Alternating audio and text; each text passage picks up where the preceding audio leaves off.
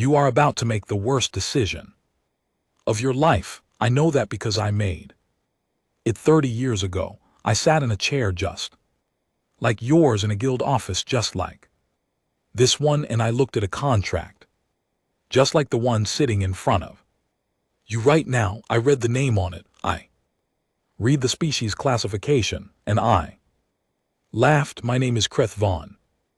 I do not say that to impress you. At this point in my life, I say it only when I need someone to listen carefully.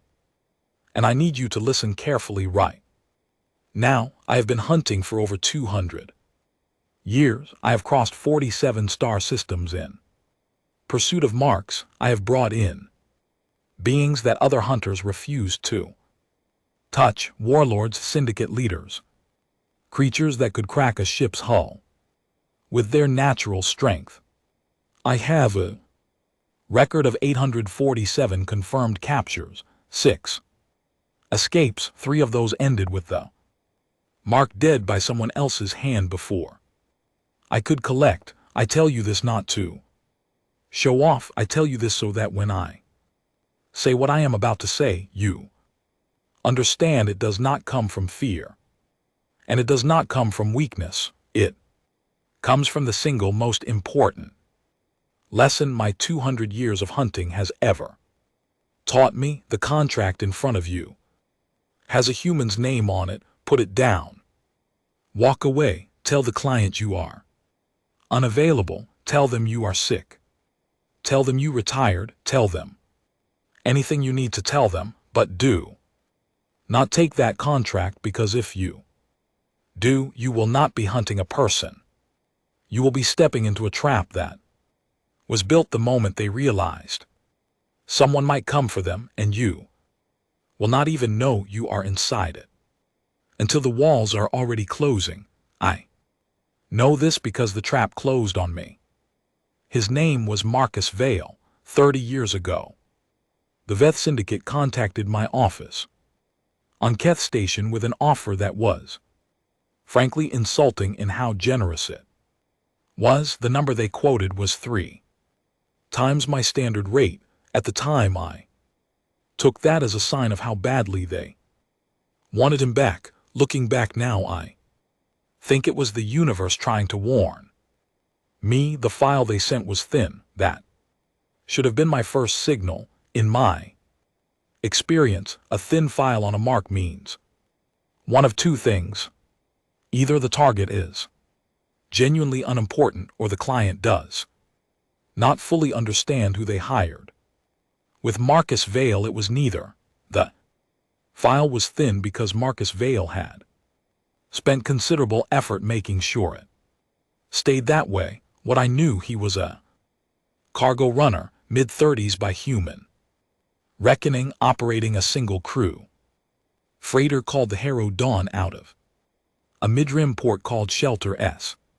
Crossing. He had no criminal record on any register system, no military service, no listed affiliations. His tax records were clean, his transit logs were unremarkable, and his last known position was 3 days old by the time the file reached me. He had, according to the Veth Syndicate, stolen a drive core containing sensitive operational data. They wanted it back. They wanted him delivered alive. They were willing to pay an extraordinary amount of money for both. I accepted the contract the same afternoon I received it. I want to be honest with you about my state of mind. At that moment, I was confident in a way that I am now embarrassed to remember. I had been hunting for nearly 2 centuries. I had a methodology that had never seriously failed me, and Marcus Vale was, by every measurable standard, an ordinary human cargo runner with no training, no support network, and a second-hand freighter. I pulled up the Galactic Species Archive on humans while I was preparing my equipment. I had worked with humans before, in passing. They were a relatively young interstellar species, only about 200 Years into regular contact with a wider galaxy, the archive's entry was thorough, in the way that all archive entries are. Thorough, precise, detailed, and completely useless for what I actually needed to know. Fragile skeletal structure, limited environmental tolerance, short natural lifespan, no documented psionic ability, no natural physical weapons beyond blunt teeth and flat fingernails, moderate endurance, unremarkable speed, below average strength compared to most spacefaring species. I read that entry, closed my terminal, and thought, this should not take long. I packed for a 2-week job. My ship, the Veth Commission Tracker vessel the Syndicate provided for this specific contract, was the finest locating craft in that sector. I had my full kit: restraint gear, scanner arrays, 2 sidearms, a personal environmental shield, and enough field rations to last 6 weeks if I needed them. I had a contact network across 40 systems. I had 200 years of experience reading beings, reading terrain, and reading situations. Marcus Vale had a beat-up freighter, a 3-day head start, and whatever was in his pockets when he ran, I was not worried. 3 days out from Shelter's Crossing, I picked up his transit trail through a way station called Paul Marin's Drift. He had refueled there, paid and registered currency, no attempt to hide it, and filed a standard departure log pointing toward the Cashin Belt Trade Corridor. A busy shipping lane, lots of traffic. Good place to blend in. I followed. He was not in the Cashin Belt.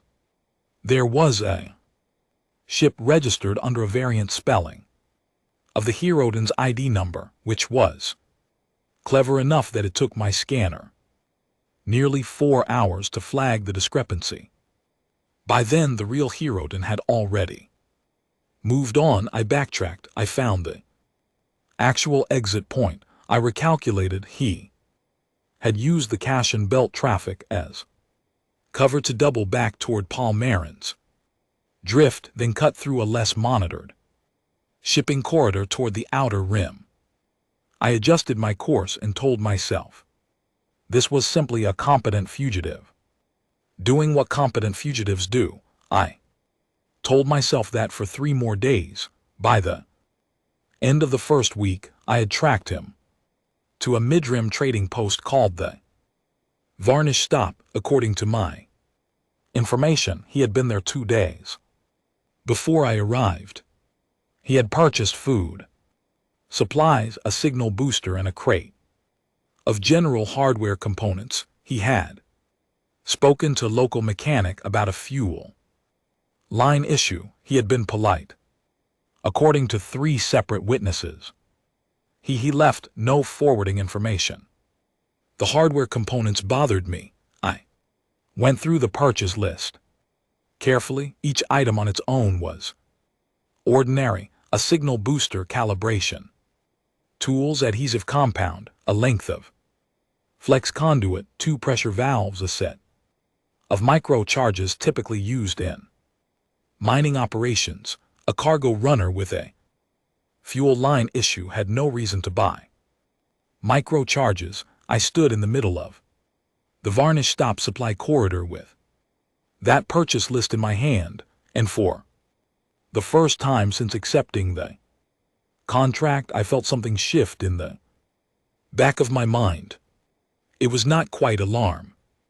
It was more like the sensation of realizing you have been reading a map upside down. I left the Varnish Stop. Carefully, I ran a full scan of my ship. Before boarding, I checked my exit corridor twice before I used it. Nothing was wrong, but I was no longer laughing. That night, drifting in a holding position while I reran my tracking algorithms, I went back to the archive. Entry on humans. I read it again more slowly this time. I was not looking for weapon statistics or physical threat. Ratings. I was looking for something the numbers did not capture. I found a small section near the end of the entry tucked between a paragraph on human communication, patterns, and a set of biological data. Tables. It was easy to overlook. Most hunters I know have never read that far into a species profile for a non-combat target. It said humans are distinguished among known spacefaring species by their unusually high capacity for long-range planning under stress conditions, unlike most species, whose decision-making degrades significantly when survival is threatened. Humans frequently demonstrate improved problem-solving capability in high-pressure scenarios. This trait is believed to be an evolutionary adaptation from their planet's early history. I read that paragraph 4 times, then I pulled up every additional document the archive had on human evolutionary history, and I started reading, and I did not stop until the early hours of the next morning. And somewhere around the 3rd hour, when I was reading about a period in their planet's ancient past when small groups of humans had apparently survived conditions that should have eliminated them entirely, something cold settled in my chest. I had taken this contract because Marcus Vale looked easy, but nothing in the universe had ever told him to be easy. Everything his species had ever survived had told him exactly the opposite. I was 3 days behind him in unfamiliar space, and he had already bought microcharges. I kept moving because that is what I do, but I kept the ship's full scanner array running. I checked every corridor before I entered it, and I stopped reassuring myself. When you have hunted as long as I have, you learn to tell the difference between a mark who is running and a mark who is moving with a destination in mind. Marcus Vale was not running. He was going somewhere, and I was starting to suspect that part of that destination was me. The second message from Marcus Vale arrived on a Tuesday. I remember the day because I had been awake for 36 hours by then, running tracking calculations and eating cold ration packs over my terminal like a junior hunter on their first difficult contract. That detail still irritates me. The message was short. It came through an untraceable relay, bounced off at least 6 different nodes before it reached my ship's receiver. I traced the relay chain for 4 hours before I accepted that I was not going to find the origin point. It read, "Are you the type who gives up when this stops being profitable?" No greeting, no name signed. At the bottom, he did not need to sign it. I sat that message for a long time. In 200 years of hunting, no mark had ever sent me a message that was not a threat, a plea, or an attempt to negotiate surrender terms. Those were the 3 categories. A message that was none of those things did not fit any box I had built in 2 centuries of professional experience. It was a question, a genuine one as far as I could tell. He was not threatening me. He was not begging. He was asking me something he actually wanted to know the answer to. I did not respond. A hunter does not respond to their mark. That is a basic rule, and I had not broken basic rules in a very long time, but the question stayed with me, sitting at the edge of every calculation I ran over the following days. Let me tell you where I was at this point so you understand how the situation stood. 3 weeks into the contract, I had tracked Marcus Vale across 9 separate transit points, 2 of which had required me to call in favors from contacts I had not spoken to. In years, my expenses were already running over budget. He had used 6 different route approaches, 3 of which I was only able to reconstruct after the fact by cross-referencing witness accounts and supply purchase records. He had covered his trail thoroughly, but not invisibly. There was always something left behind, always a thread I could follow. I was beginning to wonder if those threads were left on purpose.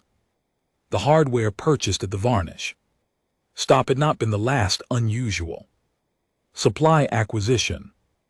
At a refueling depot called Right Anchor, he had bought 4 lengths of heavy cable and a portable atmospheric sensor. At a station called the gantry, he had acquired welding equipment and a compact power cell. At a place with no official name that the locals simply called the Shelf, he had purchased signal jammers and a water filtration unit. Each purchase taken alone was unremarkable. A freighter captain doing maintenance and prep work, nothing alarming. I listed every item in a column and looked at the list as a whole.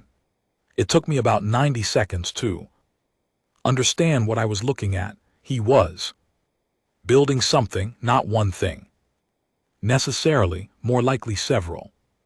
Some things. Each purchase was a component. Each component served a function, and the functions, when I mapped them out, were not defensive in any abstract sense. They were specifically functional, specific terrain, specific conditions. He knew where he was going, and he was preparing that place for my arrival. That realization landed on me like a physical weight. Think about what that means.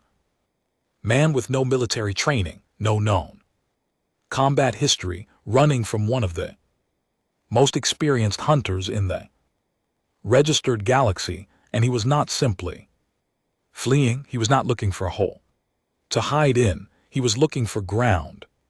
He was selecting it deliberately, moving toward it across 3 weeks and 9 transit points. And while he moved, he was shopping. I had been thinking of this as a chase. It had never been chase. It had been a walk to a place he had already chosen, and I had been following him exactly where he wanted me to go. I changed my approach completely. After that, I stopped following the trail he was leaving and tried instead to calculate where he was going. I pulled regional maps of the outer rim sectors he had been moving through. I looked for locations that matched the profile suggested by his supply purchases, somewhere with an atmosphere thin enough to need a filtration unit, somewhere with structural elements that heavy cable and welding gear might be used to reinforce or modify, somewhere with enough ambient interference to make signal jammers a reasonable precaution. There were 11 possible locations in range. I ranked them by probability and started checking them. The 4th location I checked was a decommissioned mining installation on a small airless rock called Vest 4 in the outer band of a barely cataloged system. The atmosphere there was not fully airless. There was a thin envelope breathable gas near the surface, enough to survive in short exposure but not enough to be comfortable. The installation had been abandoned for about 15 years, left behind when the ore deposits ran out. The structures were still standing. I got a faint energy reading from it when I scanned, too faint to identify clearly. Could have been residual from the old equipment.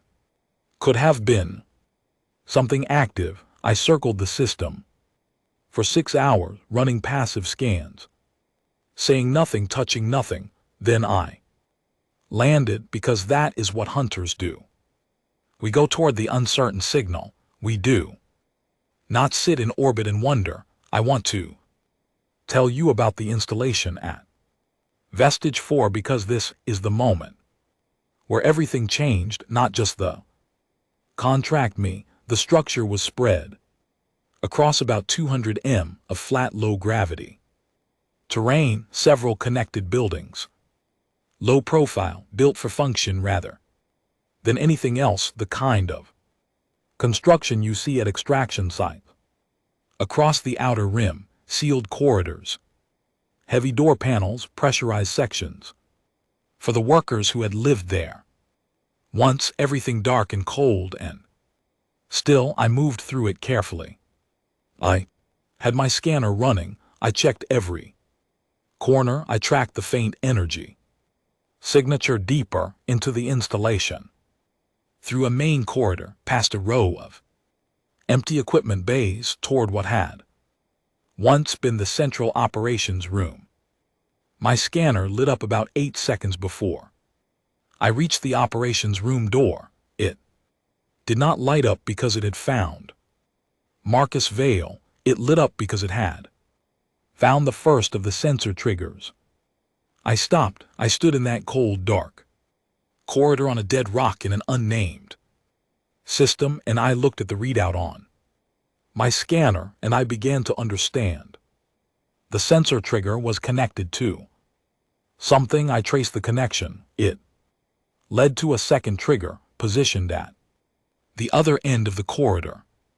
I had already walked past it without activating it because I had come in from a different entrance point than the one he had probably expected. It was a close thing, a matter of about 3 m. I stood still and ran a full environmental scan, the kind that takes 4 minutes and maps every signal in a 50 m radius. What came back on my screen made the cold feeling in my chest spread out through my whole body. He had been here for at least a week. The modifications to the installation were extensive. Power siphons pulled from the old mining grid, feeding a network of devices distributed through 3 of the 5 connected buildings. Gravity regulators, not strong enough to incapacitate, but enough to make movement unpredictable and footing unreliable. Signal barriers at every exit point keyed to block standard emergency frequencies. 2 separate arrays of the microcharges I had noted from the varnish stop placed at structural load points on the building I was currently standing in, and something else, something I had not fully expected. Even then, he had mapped the whole place, not just physically. He had mapped the sight lines, the entry angles, the acoustic patterns in the corridors. I found his notes later, but I could already see the evidence of it in how every device was placed. Nothing was positioned carelessly. Every component occupied the spot that would make it hardest to detect from standard entry points and most effective from the angles a person would naturally take when moving through unfamiliar terrain. He had not just prepared the ground, he had studied it the way a hunter studies their territory. There is a word I use for that. I have used it to describe myself in my better moments. I have used it to describe Marks, who gave me real difficulty over the years. It is not a word I ever expected to apply to a human cargo runner with no listed combat experience. The word is professional. I was not dealing with a frightened man who had gotten lucky. I was not dealing with a clever amateur who had watched too many tactical programs. I was dealing with someone who had looked at his situation clearly, assessed his resources accurately, selected his ground intelligently, and prepared it thoroughly.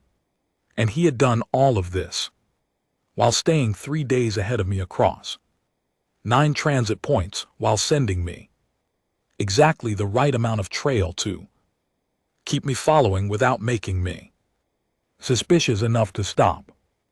I had been managed from the first relay. At Pole Marin's drift to this cold corridor on Ves 4, my movements had been in some meaningful sense guided.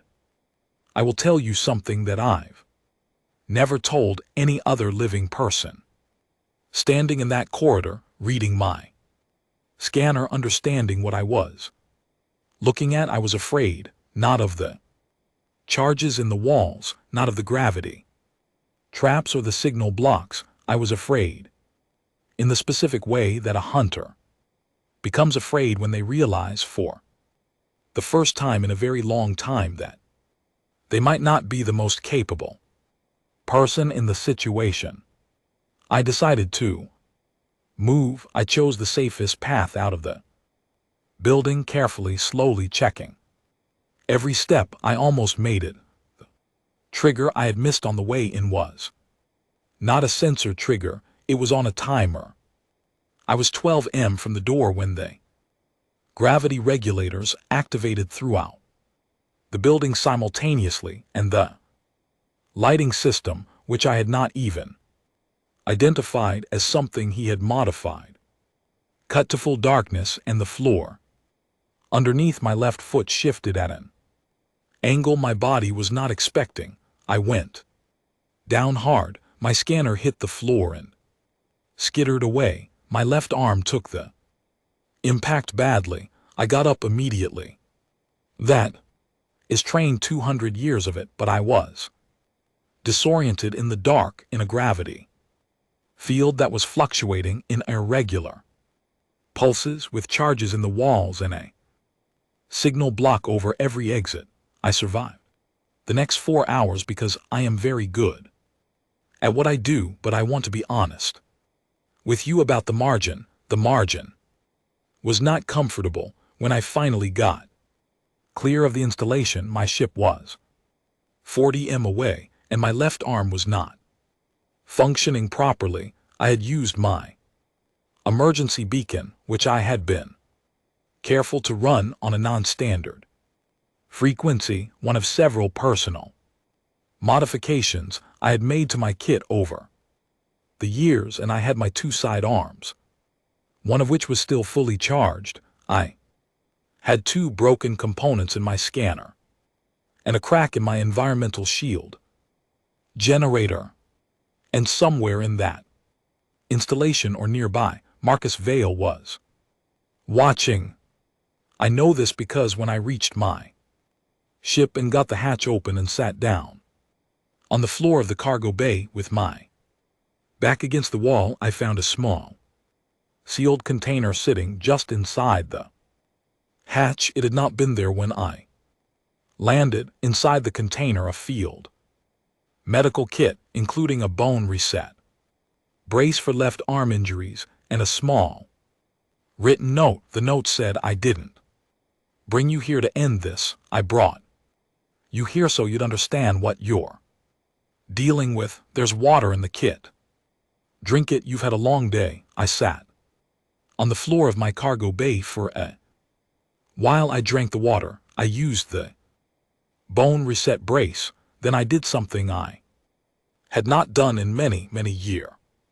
I sat quietly and I let myself think about what I had gotten wrong, not the tactics, not the specific mistakes in the corridor. Those were real, but they were details. What I had gotten wrong was something larger, something more fundamental, something that lived in the assumptions I had brought to this contract. From the very first moment I read Marcus Vale's file and laughed, I had looked at the archive entry and seen the numbers, fragile, short-lived, no natural weapons. I had not asked the right question. The right question was not what Marcus Vale was. The right question was what his species had survived in order to become what they were. I had not asked that question. I had not thought it was relevant. I opened my terminal from the floor of my cargo bay, one arm in a brace, and I pulled up the human evolutionary history files again. This Time I read them differently, this time. I read them as a hunter trying to understand another hunter, and what I found there over the next several hours was not comforting. These were beings shaped over hundreds of thousands of years by a world that was trying to eliminate them at every turn. Cold, heat, disease, predators larger and faster and stronger than anything they could match physically, internal conflicts so constant and so brutal that they had nearly erased themselves from their own planet multiple times. They had survived all of it, not by being the strongest, not by being the fastest, by being relentless, by adapting, by remembering what had nearly killed them, and then spending generations building answers to it, the microcharges and the gravity traps and the signal blocks on Vest 4 were not remarkable because Marcus Vale was clever. They were remarkable because they were exactly what you would expect from a being whose entire evolutionary history was one long lesson in how to outlast a larger, stronger adversary. He had not learned to do what he did at Vest 4 in the weeks since the Veth Syndicate came after him. He had been learning it his whole life. His species had been learning it for longer than most races in this galaxy had been looking at the stars. I sat with that for a long time. Then I got up, checked my ship system, and went to find Marcus Vale, not to complete the contract, to talk. He was in the operations room of the installation. I know that now. At the time I did not know exactly where he was, but I knew he had not gone far because the field kit had been placed inside my ship's hatch, and that meant he had been close enough to do it quietly while I was occupied. I broadcast a short signal on a mid-range general frequency, not an emergency frequency, not anything coded, just a simple repeating pulse that meant, in the basic standard that most species recognize, that I wanted a conversation. It took him 4 hours to respond. He came out in the early hours of what passed for morning on Vest 4, when the temperature had dropped low enough that I could see my own breath inside my suit. I was sitting against the outer wall of the installation in a spot with clear sight lines on 3 sides, which was a habit rather than a strategy by that point. He came around the corner from the east side of the structure and stopped about 10 m away. He was not what I had pictured. I realized that is a strange thing to say about someone I had been chasing for 3 weeks, but the file had given me almost nothing physical to work from, and my imagination had apparently filled the gaps with something harder and sharper than the real person. He was average height by human standards, brown hair cut short, showing some gray at the edges. He was wearing a standard environmental suit that had been repaired in several places, neat repairs carefully done. He was carrying nothing in his hands that I could see. He looked at me for a moment without speaking, then he said, "How's the arm?" I told him it was functional. He nodded. He came closer, not all the way. He stopped at about 5 m, and he sat down on a piece of fallen structure that put us roughly at the same height. He was not relaxed exactly, but he was not tense in the way frightened people are tense. He was calm in the way that people who have been operating at high intensity for a long time are calm when they finally have a moment to stop. I had seen that particular kind of calm before in other hunters.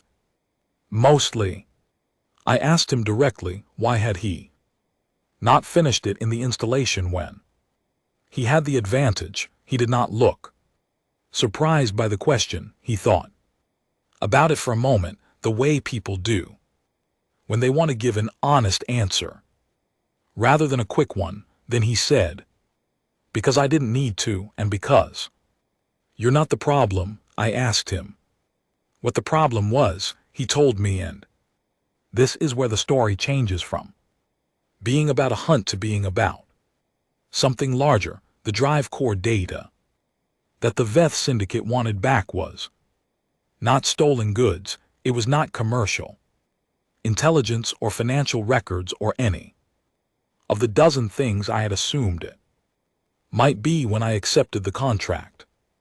It was documentation, operational records of 3 separate incidents in which Veth Syndicate freight operations, routed through systems near the human-occupied Outer Rim territories, had made decisions that resulted in the destruction of 3 small human colony settlements, not by accident, by calculation.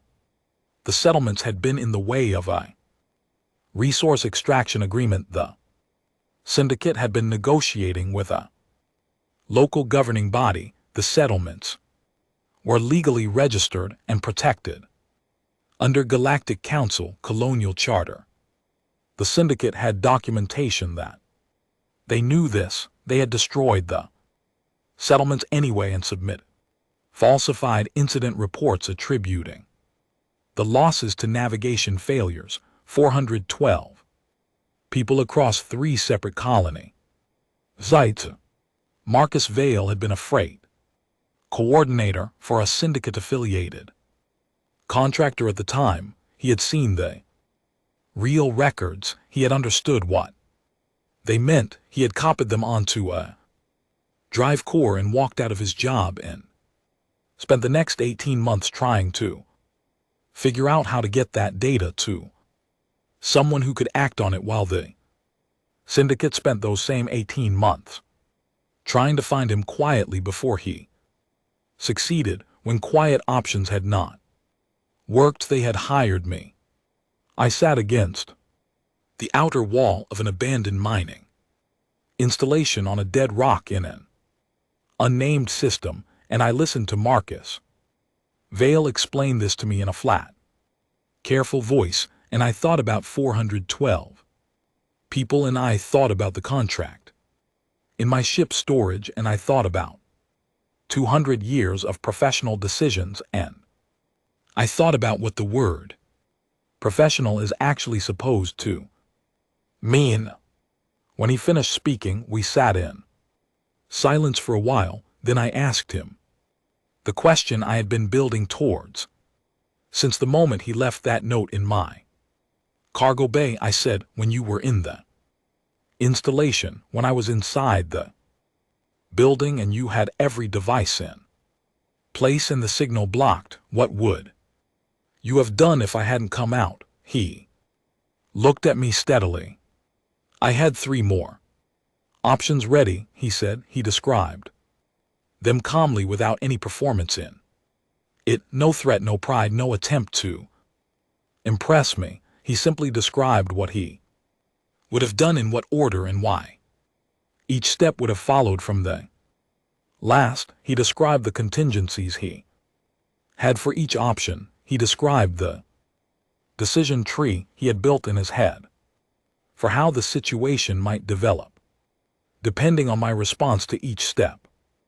It was, technically speaking, one of the most thorough operational plans I had ever heard described, and it had been built by one man on the move in 3 weeks, with hardware components bought at supply depots across the Outer Rim. I did not say anything for a long time after he finished.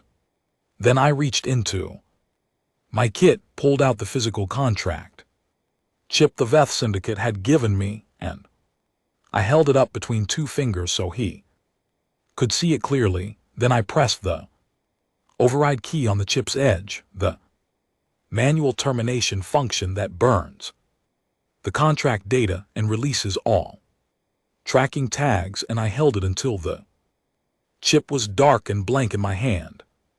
Marcus Vale watched me do it. He did not react visibly. He did not say thank you, which I respected. He just watched. I told him, get the data out, whatever route you have to take, whatever it costs you, get it out, get it to someone with Galactic Council access who cannot be pressured by syndicate money. He nodded once. I stood up. My arm hurt. I was tired in a way that went past physical.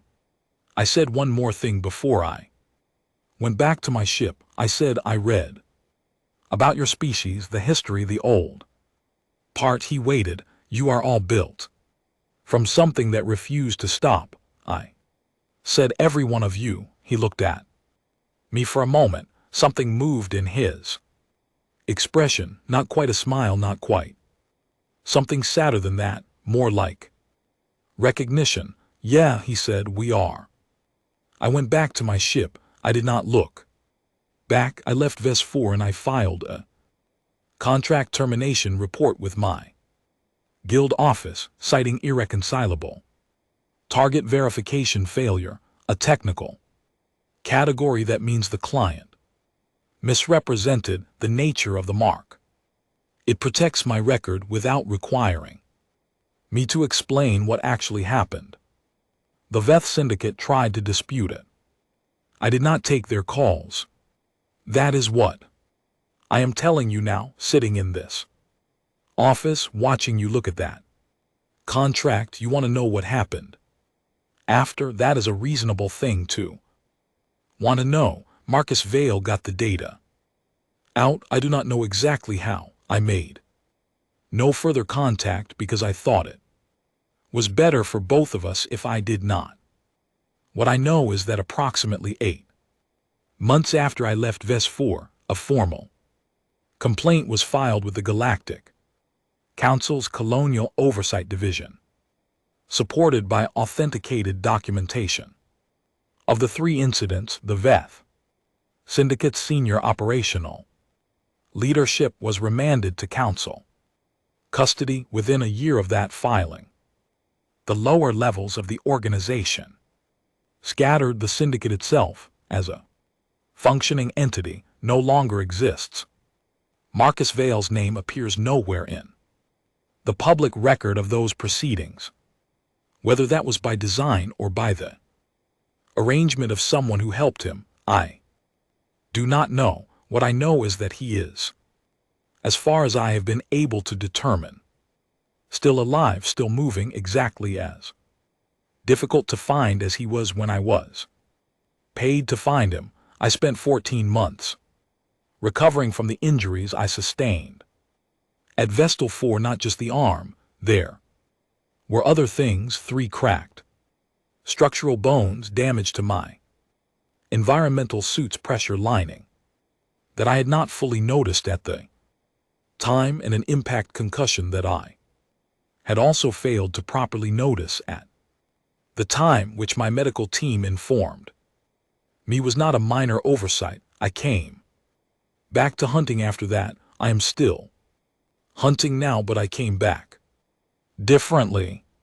I came back having understood something that I want you to understand, because you are sitting in front of that contract and I can see in your face that you are thinking the same things I thought 30 years ago. You are looking at a name and a species classification, and you are running the same calculations I ran. Fragile, no weapons, short lifespan, new to the galaxy. Let me tell you what those numbers do not contain. They do not contain the 100,000 years of history that shaped every human who has ever lived. They do not contain the memory of a species that survived the full severity of a dangerous planet without any of the biological advantages that most spacefaring races take for granted.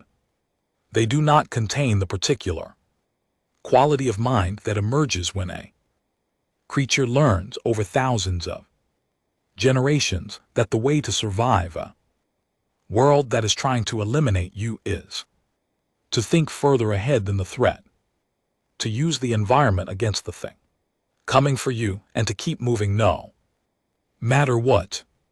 Every human who has ever lived carries that inheritance. You cannot read it in a species profile. You cannot see it in the biological statistics. It does not show up on any threat index I have ever reviewed, but it is there in every single one of them, underneath whatever ordinary life they are living, underneath the cargo runner and the researcher and the station clerk and the trader, underneath every human face you will ever encounter in this galaxy. There is something very old and very patient and very, very good at surviving. I have hunted things that could crush a ship hull with their grip.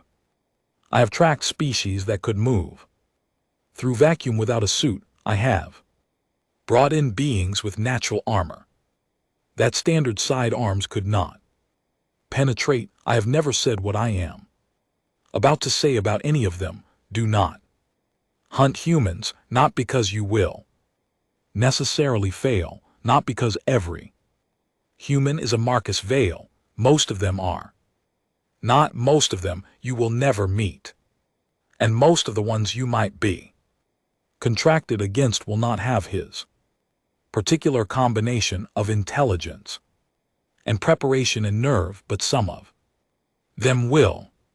You will not know which ones until you are already inside the trap they have built for you, and by that point the question is no longer whether you can win. The question is how much it is going to cost you to find out. I lost 14 months and a significant portion of my professional confidence on Vest 4. I got off lightly. I have spoken with hunters who took human contracts after I declined them. Not many of those conversations happened in person. You are young, you are good. I have read your file, which is why I agreed to speak with you today. You have genuine talent and you have time ahead of you. Do not spend it on a human contract. There are other marks on that board. Marks whose threat profiles are honest. Marks who, when they run, are running because they are afraid and not because they are moving to a position they have already selected and prepared. Find one of those, build your record. Come back to me in 10 years and tell me about the contracts you took and the marks you brought in, and I will listen with genuine interest, but slide that contract back across the table and do not laugh when you read the species classification. I made that mistake once. It cost me 14 months and taught me the single most important lesson of 200 years of hunting. The lesson is this: every species in this galaxy that reaches the stars does so by surviving something, by enduring whatever their home world threw at them across hundreds of thousands of years, and coming out the other side changed, hardened, shaped. Most species survived by becoming stronger or faster or better defended. Humans survived by becoming better at thinking inside a situation that was trying to destroy them. They survived by turning the environment into a weapon. They survived by refusing to stop adapting, no matter how many times the situation changed. They survived by making plans that extended beyond the immediate crisis, by using the very act of being hunted as information, by asking questions and understanding the answers, and building their next move around what they had learned. And here is the part that took me a long time to fully understand. That is not a skill. It is not a talent that some humans have and others lack. It is what they are. It is what 200,000 years of hard history made them into. You cannot assess it from a file because it does not live in any one individual's record. It lives in the whole species passed down in 1,000 ways that are not genetic through stories and knowledge and the long memory of everything their ancestors survived. When you go after a human, you are not going after one person. You are going after everything that person inherited from a world that tried to end them and failed. I am the deadliest hunter in the registered systems. I have 200 years and 847 confirmed captures. I am telling you, with full professional seriousness, that I would not take a human contract today. For any amount of money, put the contract down, walk away, and if anyone ever tells you that humans are easy, if anyone ever pulls up that archive entry and points at the biological statistics and says this one will not be difficult, you look them in the eye and you think about what I have told you today, then you walk away from that conversation too. I have one more thing to say and then I am going to let you go. When I left Vest 4, when I flew away from that dead rock and began the long trip back to file my termination report, I thought about the last thing Marcus Vale had said to me, that single quiet acknowledgement, yeah, we are no pride in it, no performance, just the simple recognition of a fact about his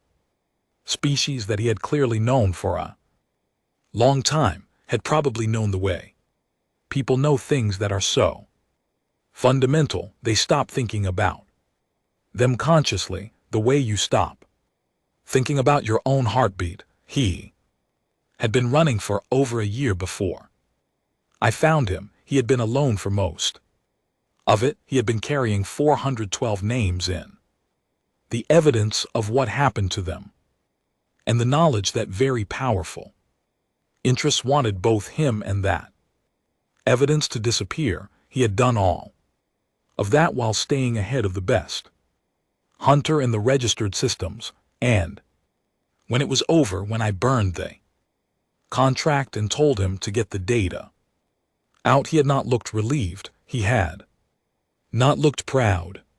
He had looked like someone who had done a necessary thing and was already thinking about the next necessary thing. That is what they are. That is what all of them are underneath. Whatever they show you, remember that. Now put the contract down.